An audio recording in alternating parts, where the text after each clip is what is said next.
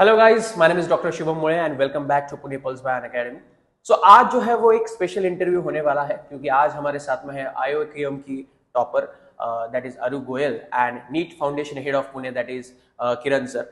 तो आज जो है हम काफी सारी बातें करने वाले हैं कि फाउंडेशन में जो है वो कौन कौन सी एग्जाम्स होती है, फाउंडेशन में क्यों प्रिपरेशन करना जरूरी है एंड किस तरीके से जो है आप प्रिपेयर कर सकते हैं और इसका फायदा आपको फ्यूचर में जो है वो कैसा होगा। किरण सर, जरा अरु के बारे में हमको बता दीजिए। तो पहले मैं बता दूं कि आरू का स्कोर जो है आईओकेएम का 42 आ रहा है अकॉर्डिंग टू आंसर की। एंड लास्ट ईयर का जो कट ऑफ था वो 29 था, राइट आरू? हाँ, तो 29 से 42 की जो जर्नी है ना, वो एक्चुअली बहुत ही ज़्यादा हम बोल सकते हैं पैशनेट थी, एनर्जेटिक थी। क्योंकि मैंने इसको लास्ट ईयर देखा था जब 9th स्टैंडर्ड में इसने आईओकेएम में 29 मार्क्स लाना, इट्स अ बिग अचीवमेंट, है ना। ऐसा नहीं कि कम थे मार्क्स, बट स्टिल एक क्वालिफिकेशन का था हमें कि 9th में ही हो जाएगी वो। बट हाँ, कुछ क्वेश्चंस में ऐसा नहीं कि गलत हो गया था, बट ऊपर नीचे हो गया था। बट इस साल उसने वो क्रॉस कर लिया है ना। एंड जैसे एग्जाम हो गया था, मैंने पेरेंट्स से भी डिस्कस किया था, आरू से भी डिस्कस किया था कि अब तो क्वालिफाई होना ही है। ओके, तो आरू के बारे में एक चीज ऐसी है, मैं सब स्टूडेंट्स को भी बताना चाहूंगा कि उसने कभी भी एक एग्जाम का ऐसा बर्डन नहीं लिया। ओके, स्कूल के साथ साथ ओलंपियाड की तैयारी, मतलब ऐसा नहीं कि एक दूसरा पार्ट है ये समझ के किया उसने, एक पार्ट ऑफ करिकुलम ही है। ओके, और बस एक शॉर्ट टर्म गोल्स उसने सेट किए थे कि मुझे 9th में जाके होमियो बाबा क्वालिफाई करना है, NSOs, silver zone olympiads, like NMTC examinations and IOQM. ठीक है, एग्जाम्स का टारगेट रखा था। एनएससीज के एग्जाम्स भी है, वो भी टारगेट किए हुए हैं, है ना। तो ओवरऑल स्कूल का सिलेबस पकड़ के और ओलंपियाड का सिलेबस पकड़ के जितना भी उससे हो सकता था, जितना भी टाइम वो डेडिकेट कर सकती थी, उतना उसने टाइम डेडिकेट किया है। और ऐसा नहीं कि घर से प्रेशर था या टीचर्स का प्रेशर था, है ना। उसका ऐसा था कि नहीं, मुझे ये करना है एंड मुझे करके रहना है। कि ऐसा नहीं कि टीचर्स ने उसको बहुत ज़्यादा फोर्स किया कि नहीं तुम आओ, बैठो, करो, या फिर पेरेंट ने बोला नहीं तुम 8 घंटे पढ़ाई करनी है ना। सो बस इसी के कारण आई थिंक स्कोर अच्छा है, और आरएमओ में भी अच्छा आएगा एंड बाकी एग्जाम्स में भी बहुत अच्छा करेगी। तो मैं आरू से पूछना चाहूंगा कि आरू, तुमने ये क्यों डिसाइड किया कि तुमने जो है ये एग्जाम जो है वो देनी चाहिए सारी, और कब डिसाइड किया था, और ओवरऑल जर्नी कैसी रही तुम्हारी अभी 9th स्टैंडर्ड से लेकर 10th स्टैंडर्ड? सर, जब मैं छोटी थी 6 में, तब मम्मी ने मुझे होमी बाबा का बताया था। और मेरी सिस्टर भी पढ़ती थी, वो तब किरण सर के अंडर ही थी। तो किरण सर ने भी गाइडेंस दिया था कि ये सब कर लेना चाहिए कि बाद में बेनिफिशियल पड़ेगा। तो मैंने थोड़ा सा ट्राई करा, तो मुझे बहुत इंटरेस्टिंग लगा, इससे बहुत एंगेजिंग था। तो वो फिर धीरे धीरे करते करते और इम्प्रूवमेंट आया। फिर स्कूल वगैरह में भी इसकी वजह से बहुत इम्प्रूवमेंट आया, तो ये सब हुआ। ओके, तो फिर 9th स्टैंडर्ड में तुमने फर्स्ट टाइम एग्जाम दिया, राइट? Yes sir. तो फिर वो वाला एक्सपीरियंस एंड तुमने उससे क्या सीखा 9th स्टैंडर्ड में लास्ट ईयर, जो 10th स्टैंडर्ड में तुमने इंप्रूव किया, और कैसे कैसे इंप्रूव, मतलब क्या क्या चीजें की, कैसे प्रिपेयर किया, ओवरऑल कौन सी बुक्स इस्तेमाल की, कौन से टीचर्स रेफर किए, वो सारी चीजें। सर, फर्स्ट टाइम जब मैंने एग्ज़ाम दिया था, तब मेरे को बहुत नर्वसनेस हो रही थी। मैं बिल्कुल एग्ज़ाम में फोकस ही नहीं कर पाई। तो तब जब एग्ज़ाम दिया, तब मुझे बहुत सारा पता चला मेरे बारे में कि मैं एग्ज़ाम टेम्परामेंट मेरा कैसा है। तो एक एग्ज़ाम देने के बाद मेरा अच्छा रिजल्ट नहीं आया, बट उससे मुझे बहुत कुछ सीखने को मिला कि एग्ज़ाम में कैसे बिहेव करना चाहिए, कैसे टाइम अलॉटमेंट करना चाहिए। तो उससे बहुत कुछ सीखने को मिला। मैंने फिर टीचर्स के साथ बैठ के एनालाइज़ किया। अश्विनी मैम, किरण सर, वीरेंद्र सर, इन सब ने बहुत हेल्प करी मेरी इस सब में।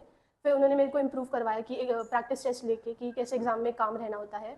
तो वो सबसे बहुत हेल्प हुई।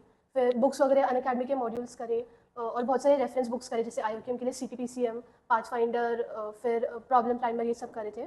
और अनअकैडमी के मॉड्यूल्स भी दिए थे टीचर्स ने। और फिर NSCGS वगैरह का भी पढ़ा था मैंने लास्ट ईयर।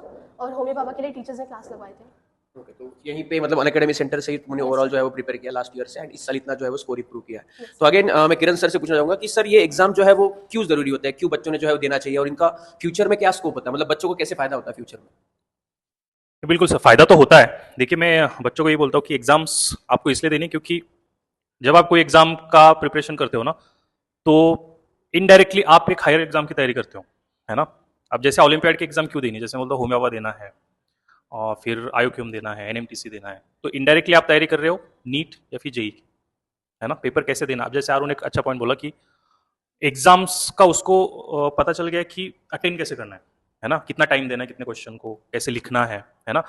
अगर ऐसा होता कि आरू ने डायरेक्ट 10th में जाके कोई एग्जाम दी होती, है ना, तो हो सकता है वो उसके लिए एक एक्सपीरियंस होता, राइट। बट एक्सपीरियंस ने ऑलरेडी ले चुके हैं, 8 में किया है, 9th में किया है, तो अब 10th में ऐसा होगा कि नहीं, मुझे पता है मेरे वीक पॉइंट्स क्या है ना, और वो वीक पॉइंट्स को उसने बराबर टैकल किया, है ना। तो हर स्टूडेंट को मैं यही बोलूंगा कि आपके वीक पॉइंट अगर आइडेंटिफाई करने हैं, then olympiad exams are must.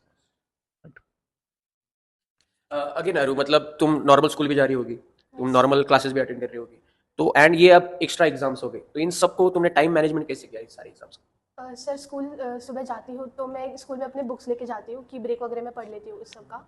फिर स्कूल से आने के बाद मैं डायरेक्ट अनअकैडमी सेंटर आती हूँ। यहाँ पे मैं लाइब्रेरी में बैठ के सेल्फ स्टडी करती हूँ या फिर टीचर्स मुझे 1-on-1 पढ़ाते हैं। फिर उसके बाद मैं नॉर्मल क्लासेस करती हूँ, फिर घर जाके थोड़ी देर ब्रेक लेती हूँ।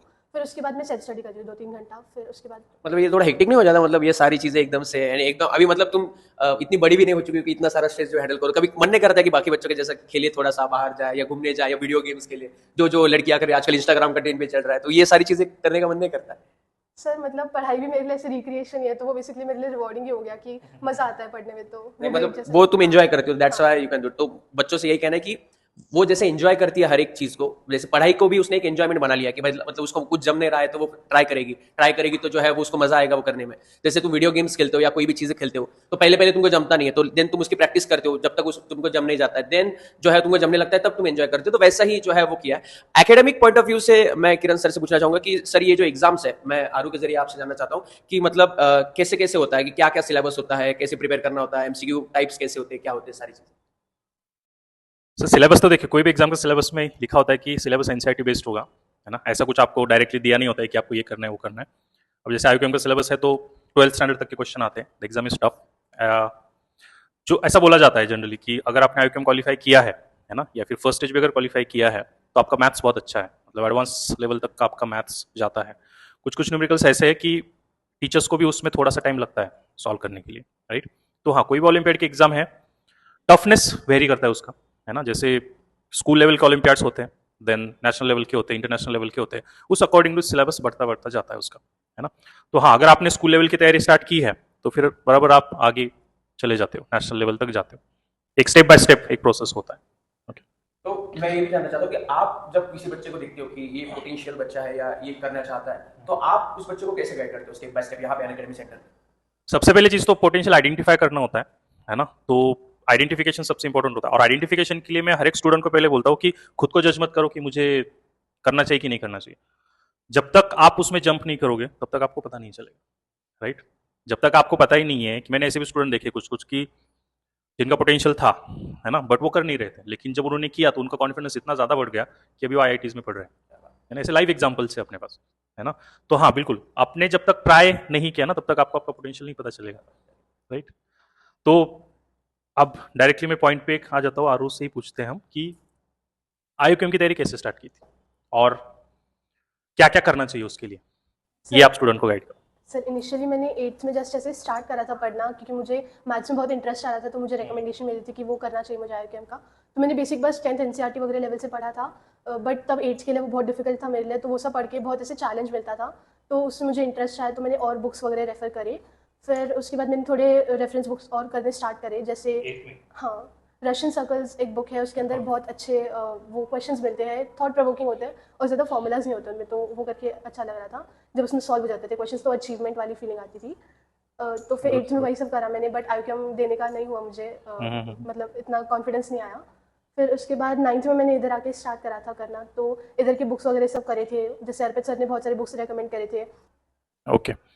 तो जैसे तुमने बोला कि 8th में तुमने तैयारी स्टार्ट की थी, है ना, तुम्हारा कॉन्फिडेंस बिल्ड हुआ है, और रेफरेंस बुक लेने के बाद और टीचर्स के गाइडेंस के बाद वो प्रोसेस एकदम स्मूथ हो गया, है ना। तो उसमें अनअकैडमी का कैसे हेल्प हुआ तुम्हें?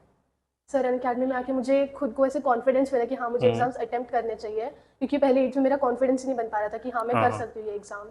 तो टीचर्स ने मुझे बहुत गाइड किया, जैसे आपने मुझे बहुत गाइड किया, अर्पित सर ने मुझे कॉन्फिडेंस दिया कि मैं कर सकती हूँ, और अगर नहीं हुआ तो भी it's not a big deal, मैं वापस ट्राई कर सकती हूँ। बिल्कुल, ऐसे बहुत सारे पॉइंट्स आए थे बीच में, और बहुत सारे इंसिडेंट हुए थे कि मतलब हमने एक ब्रेन स्टॉर्मिंग सेशंस किए थे, 3-4 बार किए थे कि कैसे करना है, क्या करना है ना। बट हाँ, हम हर बार यही बोलते थे आरू को कि बस होप नहीं छोड़ना है ना, तुम सिर्फ करते जाओ, हो जाएगा सब कुछ, है ना। और अभी भी ये कॉन्फिडेंस है सब टीचर्स में ही यहाँ के, इवन सीनियर डिवीजन टीचर्स को भी ये विश्वास है कि तुम जो मेहनत कर रही हो ना वो आगे जाके बिल्कुल एक बहुत ही अच्छा रिजल्ट, इससे भी अच्छा रिजल्ट देने वाला है।